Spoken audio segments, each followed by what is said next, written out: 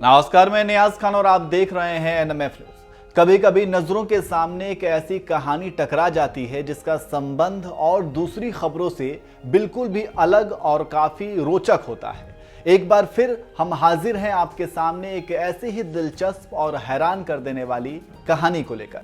यह कहानी है दो मुल्कों के बीच कंटीली तारों से बनी सीमा की, जिसे दुनिया की सबसे लंबी सीमा होने का खिताब हासिल हो चुका है। लेकिन इसके बनने की कहानी जितनी दिलचस्प है उतनी ही हैरान कर देने वाली भी। अक्सर खबरों में भारत पाकिस्तान, भारत चीन की सीमा सुर्खियों में बनी रहती है।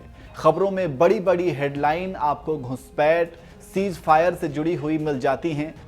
लेकिन दुनिया के सबसे लंबे बॉर्डर की कहानी काफी अलग है। वो कहानी क्या है, इसे जानने के लिए बने रहिए खबर के अंत तक। दो मुल्कों के बीच में कंटीली तारों की सीमा रेखा से आप बखूबी वाकिफ होंगे, लेकिन यूरोप के देशों में इसे गंभीरता से नहीं लिया जाता। अगर दूसरे शब्दों में कहें तो यूरोप में दो मुल्कों के बीच में इस तरह की पाबंदी ना के बराबर आपको देखने को मिलेगी। अगर आपकी नज़र पश्चिमी यूरोप की तरफ जाएगी, वहां सीमाओं की मौजूदगी आपको बेहद ही दुर्लभ नजर आएगा। लेकिन पूर्वी यूरोप में पोलैंड, यूक्रेन जैसे मुल्कों के सीमाओं पर बाढ़बंदी नजर आ जाती है। वहीं अगर एशिया की ओर रुख करेंगे तो लगभग हर देश की सीमा पर आपको बाढ़ देखने को मिल जाएंगे। फिर वो चाहे भारत पाकिस्तान के बीच सीमा पर बाढ़ हो या फिर भारत चीन की सीमा पर लगाए गए कटीले तार।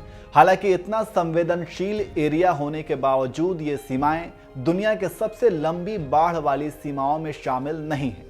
लेकिन हम आपको जिस बाढ़ वाली सीमा के बारे में बताने जा रहे हैं वह दुनिया की सबसे लंबी सीमा तो है ही, लेकिन इसके निर्माण के पीछे की कहानी काफी दिलचस्प है। चलिए आपको कुछ महत्वपूर्ण पॉइंट्स के साथ समझाते हैं कि आखिर इतनी लंबी सीमा को बनाने के पीछे का मकसद क्या था।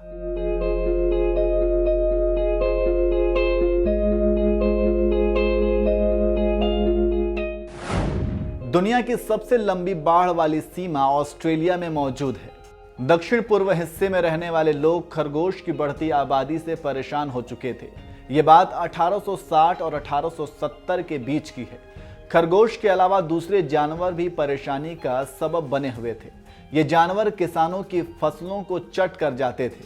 खरगोश को फसलों से दूर रखने के लिए खरगोश रोधी सीमा बनाई गई, जिनका काम 1880 के दौरान शुरू हुआ, 1985 में जाकर पूरा हुआ। जब लंबे सालों बाद ये सीमा बनकर तैयार हुआ तब किसानों को उम्मीद थी उनको खरगोश के आतंक से निजात मिल गया।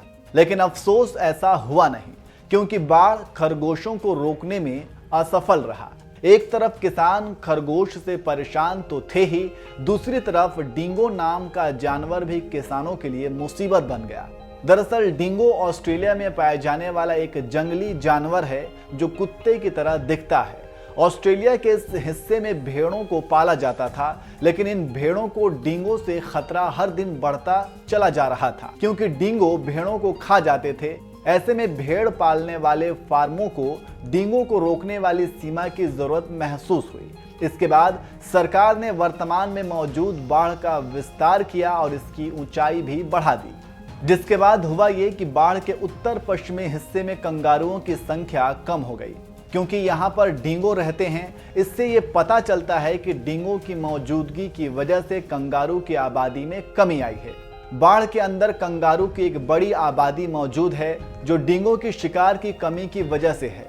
तो ये थी दुनिया की सबसे बड़ी बाढ़ सीमा बनने की पूरी कहानी। बहरहाल कैसी लगी हमारी ये जानकारी कमेंट करके जरूर बताइएगा।